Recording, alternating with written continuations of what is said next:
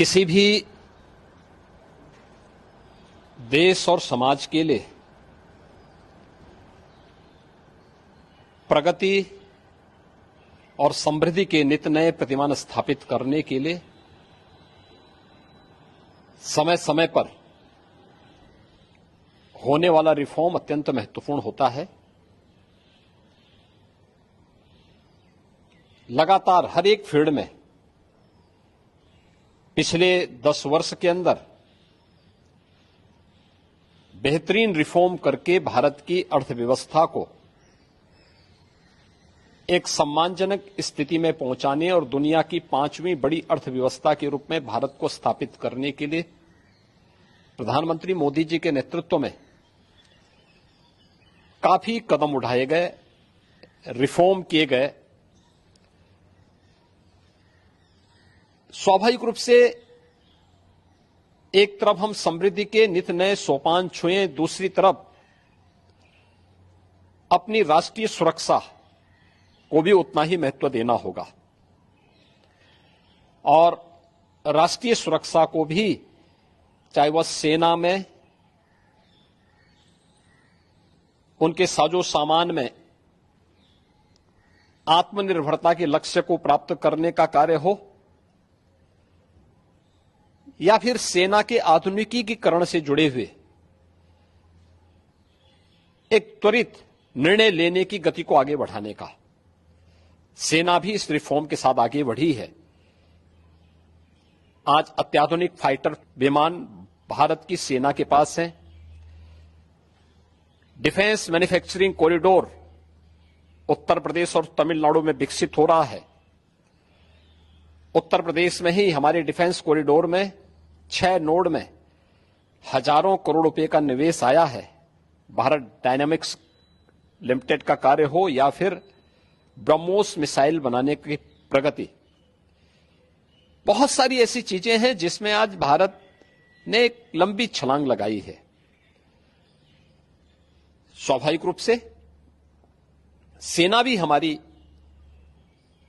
इस गति के साथ, इस रिफॉर्म के साथ आगे बढ़ सके।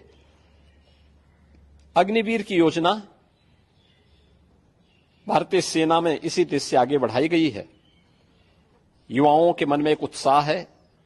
10 लाख अग्निवीर भारतीय सेना के अग्निपथ के मजबूत जवान के रूप में अपनी सेवा देने के लिए आगे बढ़ रहे हैं। नौजवानों में उत्साह भी है। दुर्भाग्य है कि कुछ राजनीतिक दल जिनके लिए स्वयं की राजनीति देश से बड़ी हो गई है, वे देश की कीमत पर राजनीति करना चाहते हैं। उनका काम यही है कि हर रिफॉर्म वाले कार्य को, हर प्रगति वाले कार्य को, हर समृद्धि वाले कार्य में टांग अड़ाना, अनावश्यक व्यवधान पैदा करना, गुमराह करना, भड़काने की बयानबाजी करना, और लगातार उनके द्वारा इस प्रकार के कृत्य किए जाते रहे हैं। और इस मुद्दे को लेकर के भी विपक्ष ने लगातार गुमराह करने का प्रयास किया। आज अग्निवीर में जहां युवा भर्ती हो रहे हैं, एक ट्रेंड युवा अग्निवीर की सेवा को पूरा करने के बाद उन्हें सेना में भी अच्छा अवसर प्राप्त होने वाला है। पैरामिलिट्री में, सिविल पुलिस में और विभिन्न सेक्टर में भी उन्हें समायोजन करने के लिए व्यवस्था दी जा रही है।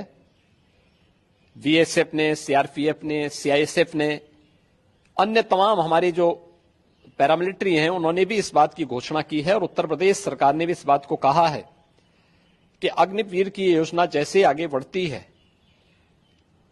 और जब ये अपनी सेवा के बाद वापस आएंगे तो हम उत्तर प्रदेश पुलिस सेवा में, पीएसी में इन नौजवानों को प्राथमिकता के आधार पर समायोजन की एक सुविधा देंगे, वेटेज देंगे। उनके लिए एक निश्चित आरक्षण की सुविधा हम अपनी सेना, अपनी पुलिस में उपलब्ध करवाएंगे। एक ट्रेन मैन पावर हमें मिलेगा, अनुशासित युवा हमें मिलेगा और इसका लाभ राज्य लेने के लिए पूरी तरह हम लोग प्रतिबद्ध होंगे कि उन ट्रेंड युवाओं को हम आगे बढ़ा सकें। और मुझे लगता है कि हमें प्रधानमंत्री मोदी जी के और भारत सरकार के इस सेना रिफॉर्म के अभियान के साथ राष्ट्रीय सुरक्षा को सर्वोपरि मानते हुए आगे बढ़ना चाहिए।